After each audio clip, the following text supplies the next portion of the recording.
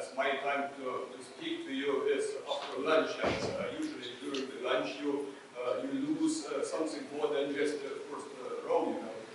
But also I had some good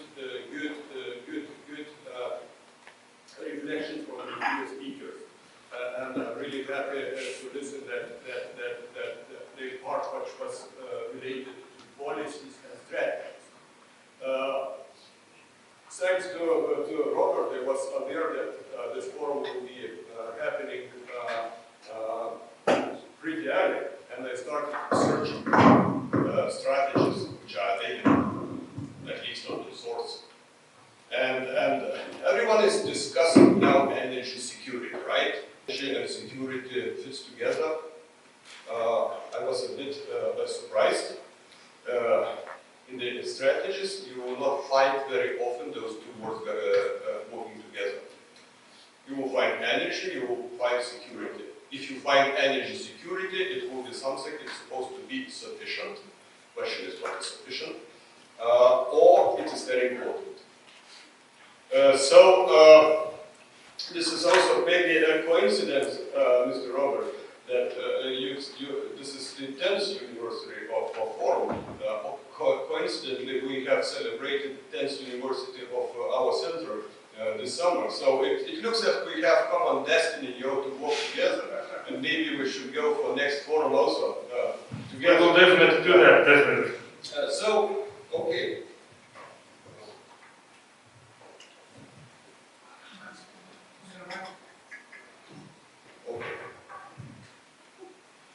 Before I change my slides, who is interested in particular exercise report I'm referring to, please scan this code. You will get access to a public version of that report, which is releasable, and I will have the same QR code on my last slide just to keep away those who was not so fast with the first slide. So before I'm going directly to takeaways, I had a feeling that I need to set a scene to help you to understand how I will fit this exercise to today's forum agenda. So back to the question. We've been briefed on the strategies. For me, question, what is energy security? Remains open. I have a proposal, which is the way that Asia Pacific Energy Research Center defines energy security. It was 4A. Availability, accessibility, affordability, and acceptability. Robert mentioned in the very beginning that there is some kind of two choices we have. We stick together or we hang alone, right? So let's see how nationally we are able to define energy security. Are we successful? Everything is clear. But can you imagine how it is not easy to agree internationally? When it goes to defining the problem, getting to the agreement that the problem exists and finding the way out. If you look at the international organizations, we have the frameworks, European Union. When it goes to availability, question is your energy available? Think about resources, critical energy infrastructure protection. Every country will have their own perception on that.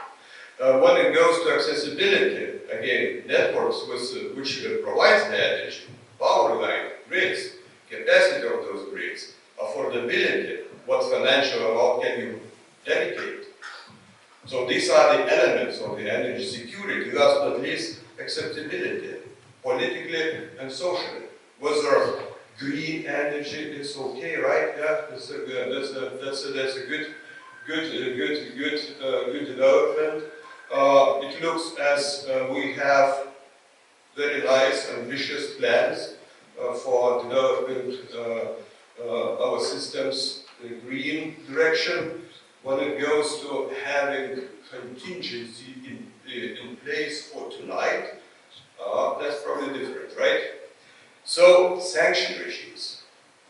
also part of that acceptability. For one country is acceptable, for example, Russian gas, for another country is not.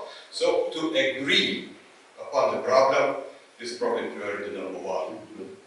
Then you can find the way out, not to be left to hang alone, right? So, what nations do, what organizations do?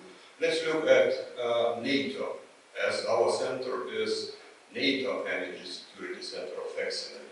And what has been agreed at the Warsaw Summit, it says that commitment to enhance resiliency against the full spectrum of threats, including hybrid threats from any direction. It was risk mentioned before. It was also a reflection on what is happening in Ukraine. So this is, again, resilience was mentioned by a number of speakers, how we put that together, how NATO puts that together. It requires cooperation across the rule of government, the private sector, and civil society. So it looks as in strategy making, we have this dialogue well going, and whatever is defined for the future and whatever is decided for tonight is kind of discussed amongst those three elements. Resiliency commitment, implementation is national responsibility first. If you do not find the solutions for your own resiliency, probably this will be also difficult to get support and agreement with others. So 7 baseline requirement of resilience. You will see the second one, resilient energy supply. So this is baseline. And here you see resilient energy supply. What does it mean? Supply continuity, contingency planning. We were looking at strategies which will bring us to some good developments in the future. But what contingency plans we have for tonight? Still a question, right? Prioritization, threat assessment, and appropriate training and exercise. Many of you probably agree that any contingency or other plan will be worth no more than paper it's written on unless you exercise it. So this is what NATO suggests. And this is what we did for 3 Baltic states with Coherent resilience exercise.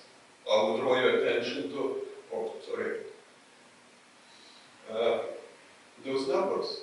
Even though this is 3 Baltics, but 12 countries participated in that exercise, 35 organizations, and more than 105 participants. Along with our center, we have here in the center here, we've been working with hybrid COE from Helsinki, joint research center from European Union, US Naval Postgraduate School, and strategic communication COE in Estonia. By the way, NATO has currently 28 centers of excellence. Everyone or each is unique in some niche specialization.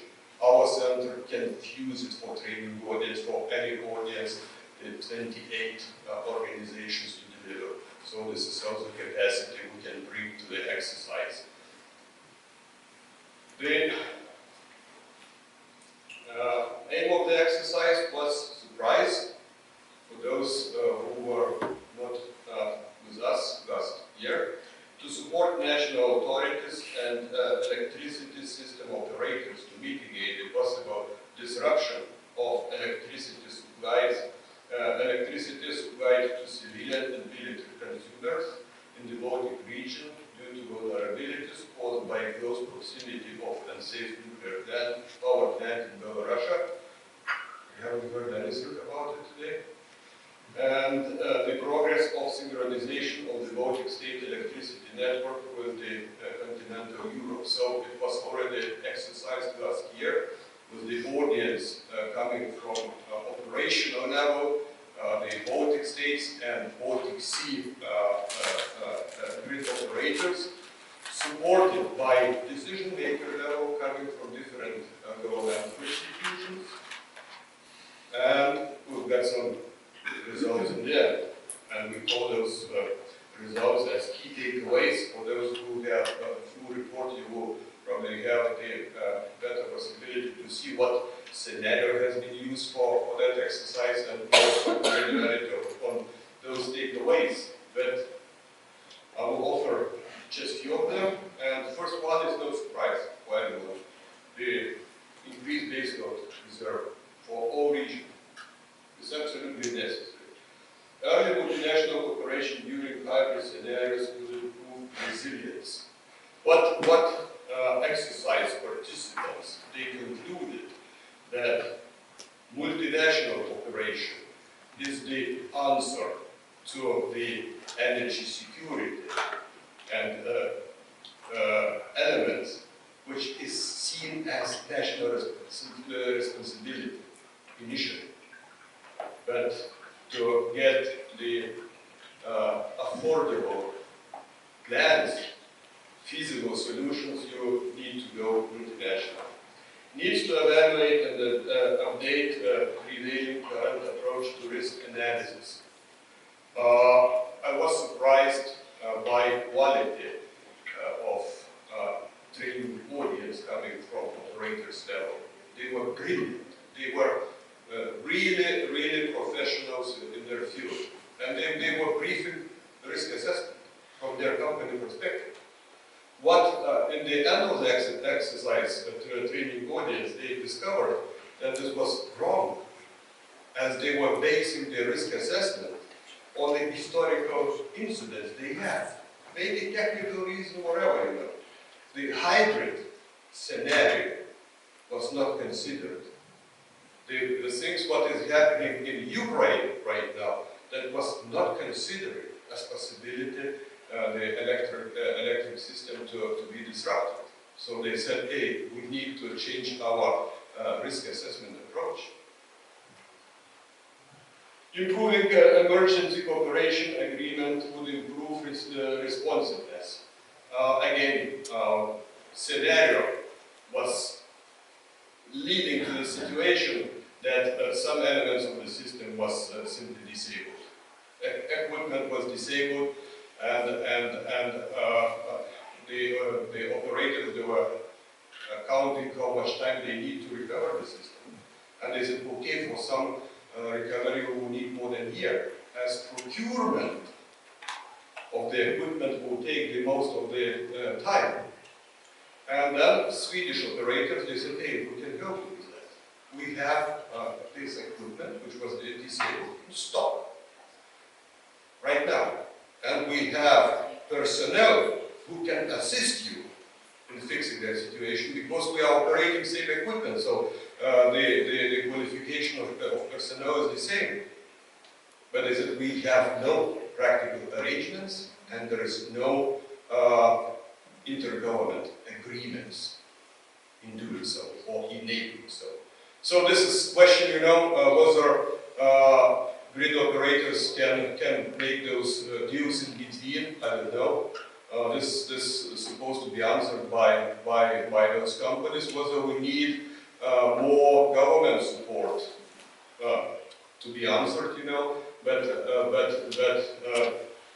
definitely, in the end of the exercise, training audience who was really perfect on its own, and they were a bit skeptic in the very beginning of the exercise.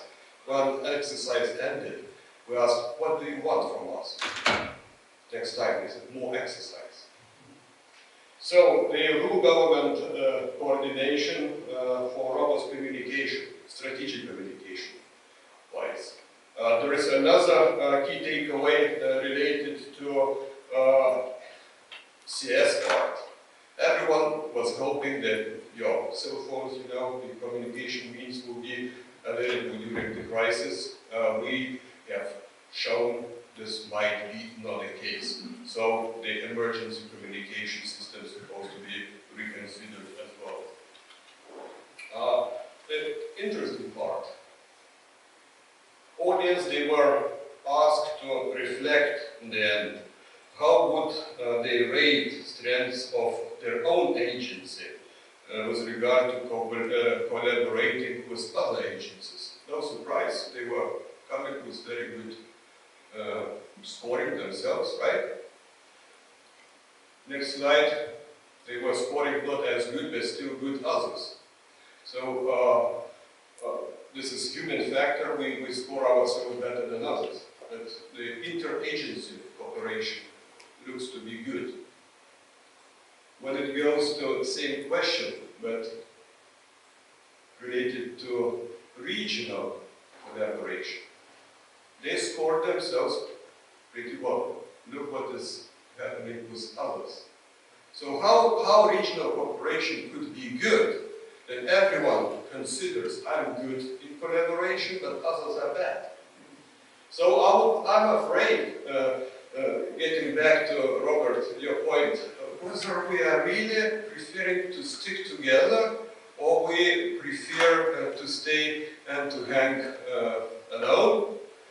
And again, exercise is perfect opportunity to build the trust, because this is about the trust of the regional players and potential partners. So exercise, the international, multinational cooperation is the answer. We probably can agree that something is wrong, right? Concluding remarks. We have concluded that there are need of improvement plans. Takeaways, they shown we have provided recommendations, not only takeaways or problem stating, but we also provided recommendations how to improve the situation. Those recommendations went to our governmental institutions. Usually, in 1 year, our center comes back to the training audience with a question: was there anything you have agreed and recommended has been accomplished? So pretty soon we will have the reflection from the training audience, what has been implemented. But from today's forum, I'm not sure that we have good understanding what kind of plans, who is to coordinate those plans, if they are regional, which forums we suggest, we might recommend for our governmental organizations to use. We have a number of forums. We have EU, we have a Baltic Sea forum, we have a Nordic Baltic framework. Maybe those ideas could be also brought to them, and those plans could be somehow prepared and synchronized. But I'm sure that again we will end up that the future will see pretty similar. The toughest part is to prepare and to coordinate contingency for tonight before this nice and a great future will come. So this is about exercise, and for those who were not fast enough to scan the barcode, we can have another attempt. Thank you for your attention. Thank you very much.